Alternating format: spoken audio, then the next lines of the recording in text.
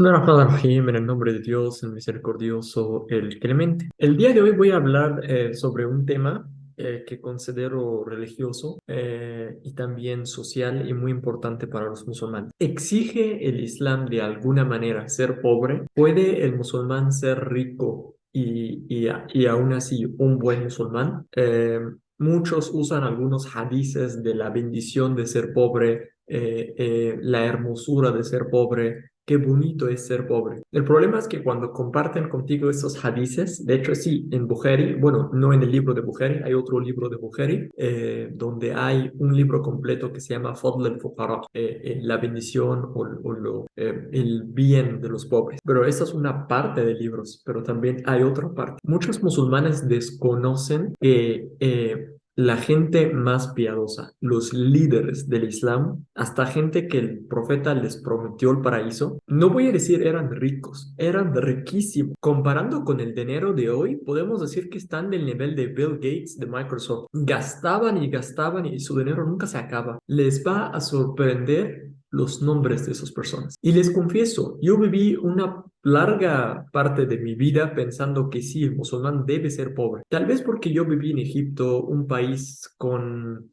ideología un poco más sufi, un país con muchos problemas económicos y políticos, y tal vez por eso introducen o transmiten todo el tiempo en la televisión, en la radio, lo bonito que es ser pobre, debemos ser pobre, debemos dar las gracias a Dios por ser pobres. Yo creo que ahí había una conspiración del mismo gobierno para que la gente no critique al gobierno y juzgue y queremos nuestros derechos. Y yo digo que lo mismo también viene de Arabia Saudita, como la política de Arabia Saudita tampoco no es la mejor. Los sheikhs andan en todos lados también diciendo debemos ser pobres. Y ahora ya con las innovaciones de los sufis que andan con suf, con lana todo el tiempo diciendo esta vida no nos interesa, debemos ser pobres, esta vida no vale nada, no debemos trabajar o sí trabajamos 1 o 2 horas al día, pero nada más para encontrar algo que comer. Nuestros hijos no deben ir a las mejores escuelas, no, para nada. Esta vida no vale nada. ¿Cómo podemos reconciliar estos dos partes? ¿Cómo podemos reconciliar que sí hay muchos hadices que hablan de la bendición a los pobres y gente muy grande como el que voy a mencionar ahora, que sí estuvieron o eran ricos en el tiempo del profeta y después del profeta y ayudaron al profeta y al Islam con su dinero? Ok, les voy a platicar primero de esta gente y después les voy a decir cómo podemos reconciliar las dos partes. Y si están de acuerdo con lo que digo, posteriormente o al final del video les voy a dar tips muy buenos. Tips religiosos de las palabras de los Sahaba sobre cómo ser rico, cómo hacer mucho dinero. Bueno, la primera persona, pero no era riquísimo, pero era rico, era Abu Bakr mismo, el primer califa, el mejor amigo del profeta y muchas cosas. Dicen los libros de la historia que Abu Bakr cuando entró al Islam tenía más o menos como 40.000 dirham. Para tener una idea sobre estas monedas, la palabra dirham es plata. Entonces, más o menos estamos hablando de 40.000 piezas de plata. Hagan ustedes las cuentas para ver cuánto es eso hoy. Pero sí, es una cantidad grande en su tiempo. Abu Bakr disfrutaba mucho su dinero y ya entrando al Islam también aprovechaba de este dinero para ayudar al Islam a crecer, hacer mucha caridad. Dicen que cuando llegaron los musulmanes al Hijra, a la migración a Medina, su dinero bajó a 5.000 dirhams. O sea que básicamente gastó 35.000 para el Islam, para el sadaqa, la caridad y así. Y ahí está la historia famosa, que creo que está en Bukhari y Muslim, cuando el profeta dijo que ya hay que ayudar al Islam con nuestro dinero. Y vienen Abu Bakr y Omar y se preguntan, ¿tú cuánto traes? ¿Cuánto traes? Y uno dice, pues traigo la mitad de lo que tengo. Y el otro dice, traigo todo lo que tengo. Y es cuando dijo Omar su frase famosa, nadie le gana a Abu Bakr. Nadie le puede ganar a este hombre. O sea, el profeta dice que se ponen toda la fe del umma, de la nación, en una parte, en una báscula.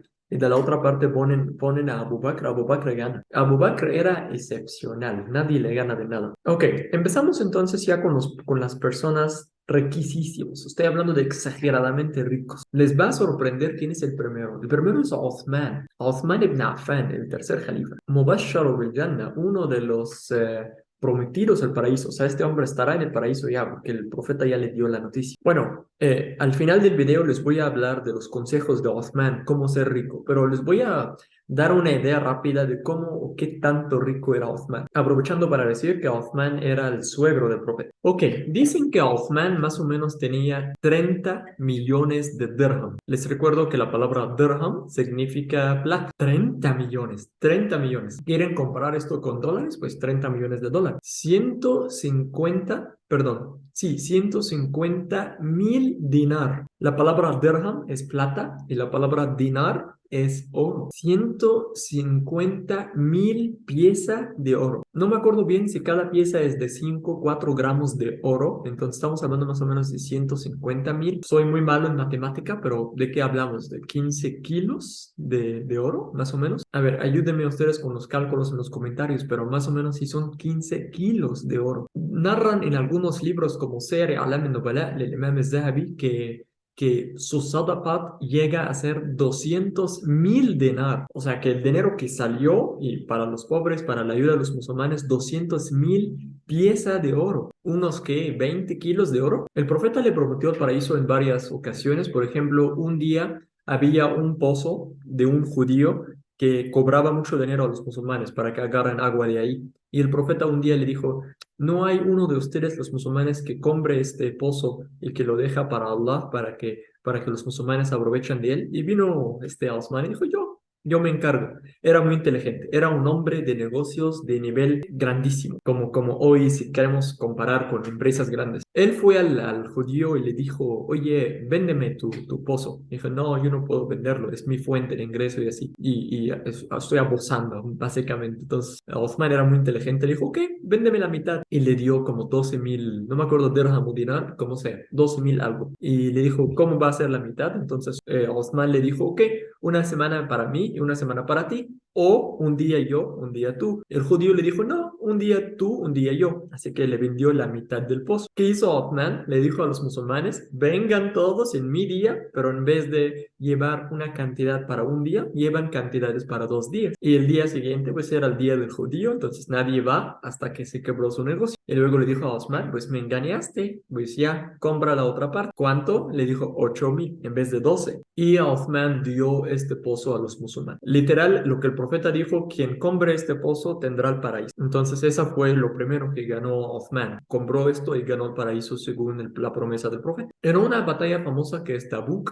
o el ejército de Tabuk, lo llamamos también el Osra, el profeta dijo, ¿quién me ayuda a preparar el ejército? Preparar así con dinero, con material, con espadas. ¿Quién ayudará a este ejército? Tendrá el paraíso. Viene Osman y prepara un ejército. ¿Cuánto dinero tenía este hombre? ¿Saben qué es? ¿Qué es preparar ejército? El material, los escudos, las espadas, la comida, los caballos, los camellos. Viene y prepara un ejército entero. Si quieren comparar el dinero de Othman hoy, yo diría que unos, que 1 billón, 1.000 millones más o menos. Obviamente estamos hablando si ya equivale el dinero de hoy. Yo hablaría de una cantidad muy, muy grande. Pero ¿cómo era Othman?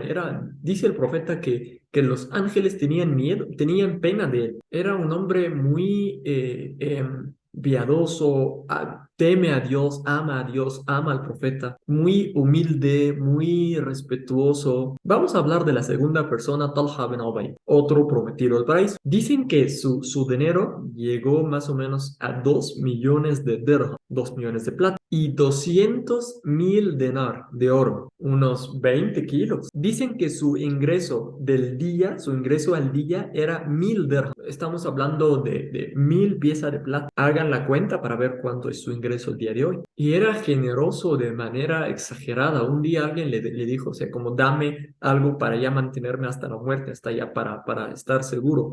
Y le dio creo que un terreno que cuesta 300.000 dirham. Después de su muerte, algunos eruditos o algunos historiadores hablaban de su dinero, a qué cantidad llegaba. Dicen que al-Waqidi, yo la verdad no creo mucho en lo que dice al-Waqidi. Bueno, los cristianos aman su narración y así, pero vamos a llevarlo por su sanad, por su narración. Dicen que cuando Talha se murió, en sus almacenes, en sus cajas fuertes, había mil dirham, 1 millón, millón pieza de plata. Habla ya como quieras, de sus propiedades, de sus casas, de sus terrenos. Hacen algún cálculo sencillo el día de hoy, dicen que más o menos 300 millones de pesos. El Imam al-Dhahabi, y esa sí es una fuente confiable, dice, me sorprende lo que dice el Jauzi cuando habla del dinero de Talha, que habla de más o menos de 300 kilos de oro. 300 kilos de oro. Este hombre estará en el paraíso, inshallah. Es un prometido del paraíso. Vamos a hablar del Zubair ibn al-Awwam, otro prometido del paraíso. Dicen que él heredó una herencia, una propiedad que cuesta 50 millones 200 mil. Ok, en Sahih al-Bukhari dicen que al-Zubayr radiyallahu anhu qutila wa lam yada' dinaran wa la dirhaman illa arday, que cuando ya murió ya no tenía nada, porque ya lo dio todo, excepto dos terrenos, dos propiedades. Una que se llama Al-Ghaba, la compró con más o menos 170 mil, y después de su muerte la vendieron más o menos en 1.600.000 dirham. ¿Entienden de qué cantidades estamos hablando? Estamos hablando de piezas de plata. No estamos hablando de peso o de dólar. Dicen que tenía 11 casas en Medina, 2 casas en el Basra, una casa en el Kufa y una casa en Egipto. Él se casó con 4 mujeres. Dicen que cada una de ellas, su herencia era 1.100.000. 1.100.000 piezas de plata. Entonces hacen como un cálculo general de todo lo que ha dejado a su descendencia, de más o menos 50 millones. Pero escuchen un poco sobre su personalidad, su carácter. El día de que ya estaba por morir, bueno, un poco antes, habló con su hijo Abdullah y le dijo, mi gran preocupación son mis deudas. Y le dijo a su hijo, vende lo que sea de las propiedades de los terrenos para pagar todas mis deudas. Y Abdurrahman ibn Auf, esto ya es otra historia. Esto ya es el millonario. Tenía una lista como de 12, 13 personas, pero ya con esto termino para dar la lección del video. Abdurrahman ibn Auf también es otro prometido del paraíso. Él ayudó a los musulmanes a expandir el territorio y creo que llegó hasta Libia, hasta Marruecos, no me acuerdo muy bien. Ok, su dinero más o menos, estamos hablando más o menos de 3.200.000 dinar. 3.200.000. Acuérdense, el dinar es oro. Entonces, 3 millones de piezas de oro. Y esto lo que vale más o menos a, no sé, como unos 30 millones de plata. Algunos hasta dicen que esos números parecen ser muy poco por todo lo que tenía Abdurrahman ibn Auf. Abdurrahman ibn Auf empezó sus negocios muy joven, hasta en su juventud y si quieren de los 15 años.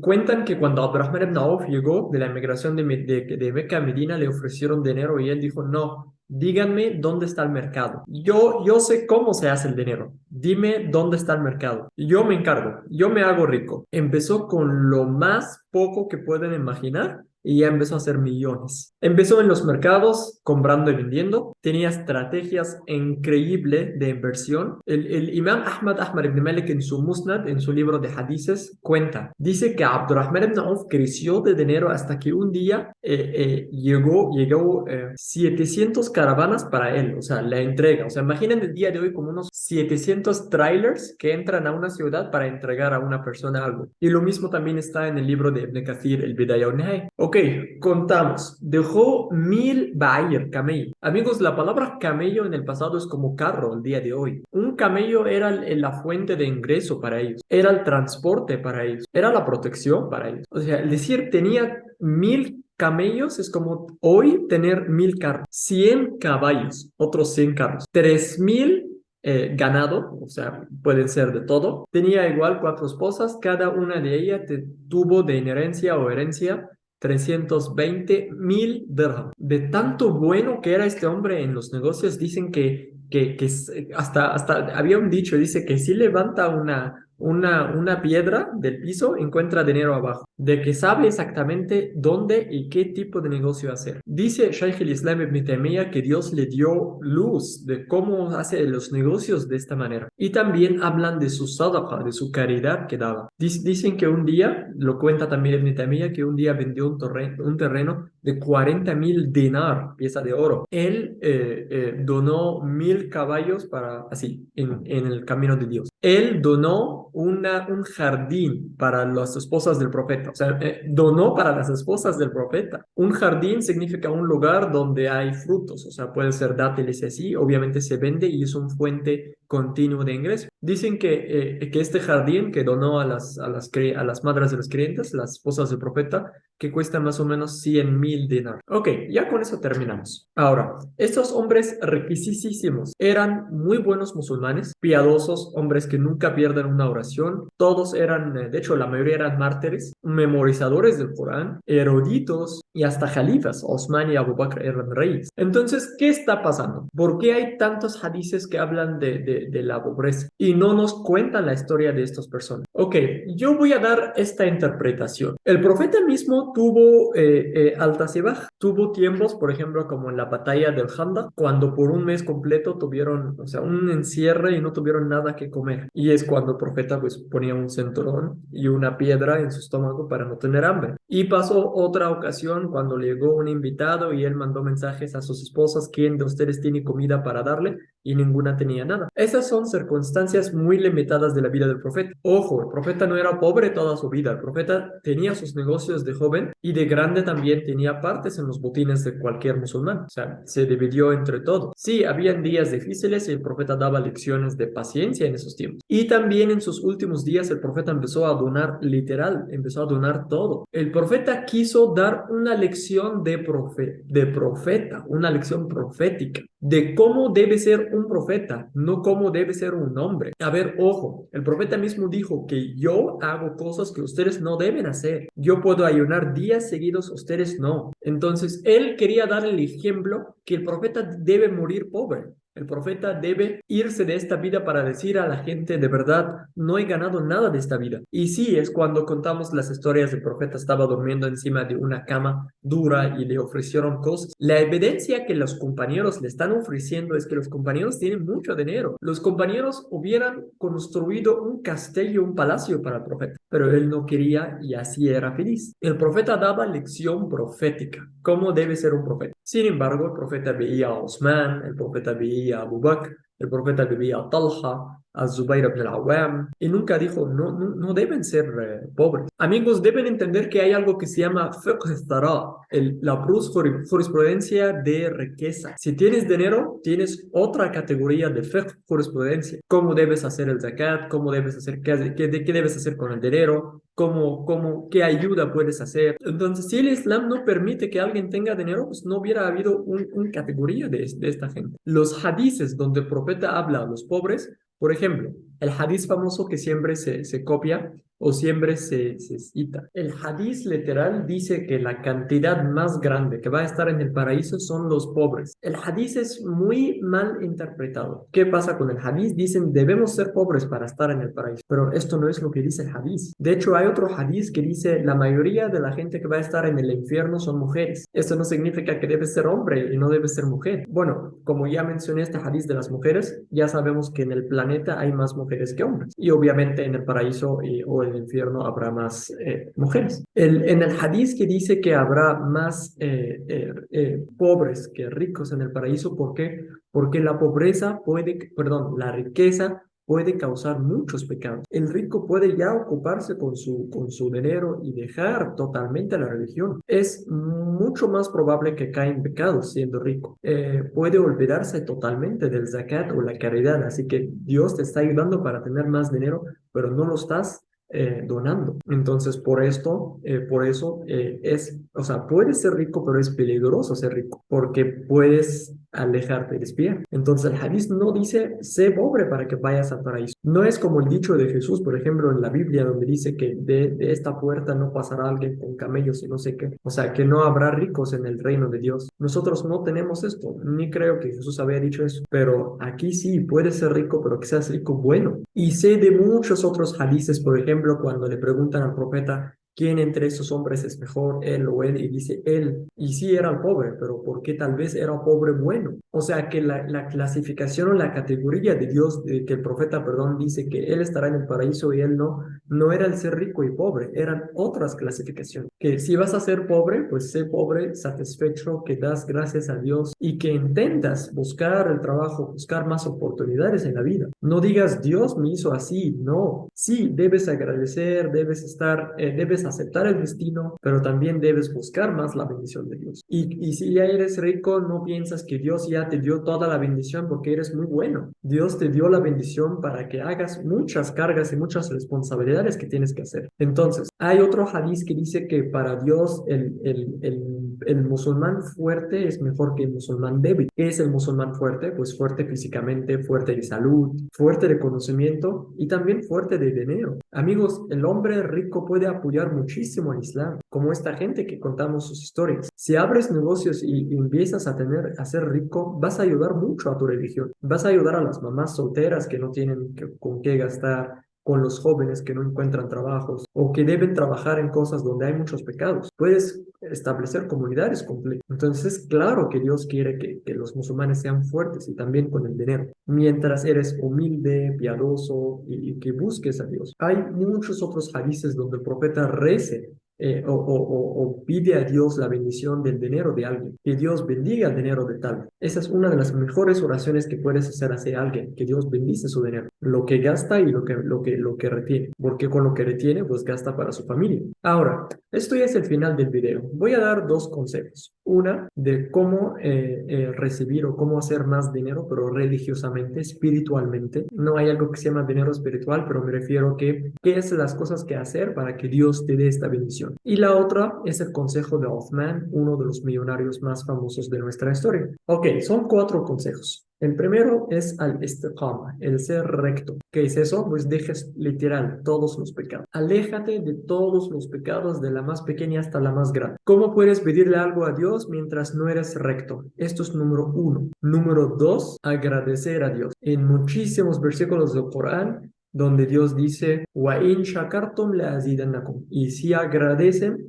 les voy a dar más. Número uno, el istiqama, el ser recto, el alejarte de los pecados. Número dos, reconocer, agradecer, es decir, shukr lillah, alhamdulillah, gracias y alabanzas a Allah, por cada pequeña cosa que te da. Número tres, al-istighfar, el pedir perdón. Yo creo que el Islam es la única religión donde el perdón, no solo Dios te perdona, te perdona y te bendice, y te bendice, y te bendice. Dios dice en el Corán, "Astaghfiru rabbakum innahu kana ghafara yursilu as-samaa alaykum midrara". Pidan a Dios el perdón, Él es el perdonador, les manda el cielo completo. Obviamente no nos va a bajar el cielo, pero es una palabra de bendición, les va a dar mucha bendición del cielo. El decir diario, astaghfirullah, no diario, millones de veces al día, astaghfirullah, astaghfirullah. Y la cuarta, el ser bueno con los padres, sean musulmanes o no, no importa. Esos son los cuatro tips, los que llamamos mafatih al-faraj, las llaves de la bendición. Ahora, ¿cuál es el consejo de Osman? Y con esto terminamos el video. Ok, un día literal le preguntaron a Omar, ¿cuál es el secreto de tu riqueza? O sea, le dicen, oye, tú fuiste a Medina, no tenías nada más que tus padres, o sea, literal, no tenías nada. Y ahora pues eres riquísimo. ¿Cuál es tu secreto? Él dio la lección de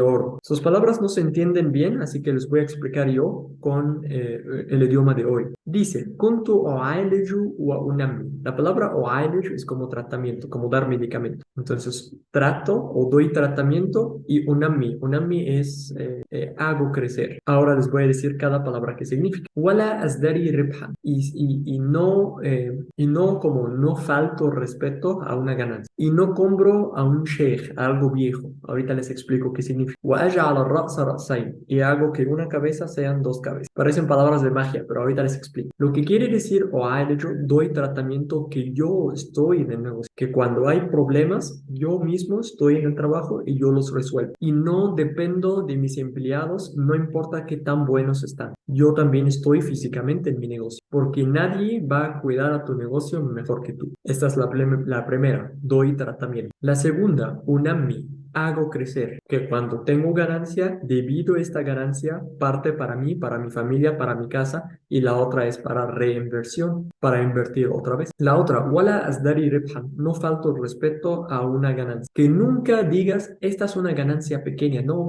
voy a trabajar 3 horas para ganar 100 pesos, es muy poco. Nunca pienses así. Cada ganancia es algo, porque con esta ganancia pequeña a lo mejor ganaste la confianza de esta persona y esta persona te va a recomendar con otros 100. Entonces tú no ves la parte pequeña, ve la parte grande y así estás moviendo el mercado, estás moviendo el negocio. Entonces a veces decimos, no, voy a tener una junta 5 horas para ganar 2 clientes, ¿para qué? No piensen así, tienen que respetar cada ganancia aunque sea poco. La ashtari shaykhan, no compro sheikh, no compro algo viejo. La palabra sheikh en árabe significa un viejito. ¿Qué quiere decir aquí? No compro algo viejo, algo que la gente ya no compra, algo que la gente ya lo había dejado, ya no es moda, ya no es algo reciente, actualizado. O sea, por ejemplo, nadie va a ir a comprar celulares sin cámaras porque ya nadie compra eso. Entonces, esto también es un consejo de actualizarte, actualízate con el mercado, cuáles son las nuevas ideas. Y por último, aja'ala ar-ra'sa ra'sayn, hago que una cabeza sean dos cabezas. Esta es la precaución, lo que nosotros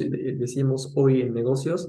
No pongas los huevos en una sola canasta. No pongas todo tu dinero en un solo negocio. Mejor divide. Si tienes 10.000 pesos y los quieres invertir, divide esto en 3 o 4 negocios pequeños. Porque si uno no funciona, los otros 3 te pueden ayudar. Y obviamente tienes que tener una parte de ahorro. Esas 5 o 4 consejos de Othman, yo creo que hoy los enseñan en Harvard y Oxford en escuelas de negocio. Estas, lo que escribimos libros en cada una de estas. Dan conferencias en cada punto de estos puntos. Amigos, en la historia y la herencia en nuestra literatura islámica hay muchísimos consejos y tips para hacer negocios y hacer crecer negocios. Por favor, perdón por esta palabra, dejen esas tonterías que tenemos que ser pobres y así. O sea, obviamente, alhamdulillah, y agradecemos a Allah en cada estado que estamos. Si mañana me toca ser pobre, voy a salir a trabajar 10 trabajos al día y voy a hacer 50 negocios al día. Esto de que tenemos que ser pobres, esta vida no es nuestra, déjenlo a los suyos. Somos una comunidad que debe crecer políticamente, económicamente e intelectualmente. Pueden tomar el ejemplo grande de nuestros primos judíos, cómo ellos se ayudan entre ellos y crecen y ayudan